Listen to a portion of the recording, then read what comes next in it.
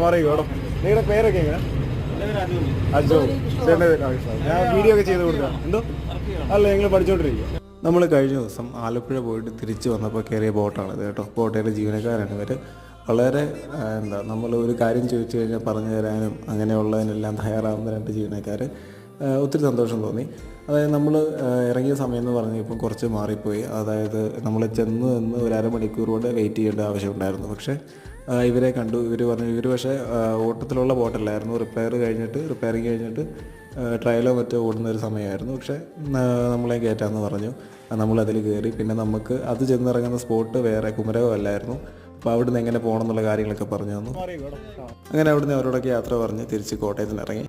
കുമരകത്ത് നിന്ന് മുഹമ്മയിലേക്കും മുഹമ്മയിൽ നിന്ന് തിരിച്ച് ഈ ഒരു സ്ഥലത്തേക്കും ഉള്ള യാത്ര, ബോട്ട് യാത്ര വളരെ നല്ലതായിരുന്നു. അതിലെ ജീവനക്കാരും എല്ലാം വളരെ നല്ലതായി തന്നെ തോന്നി.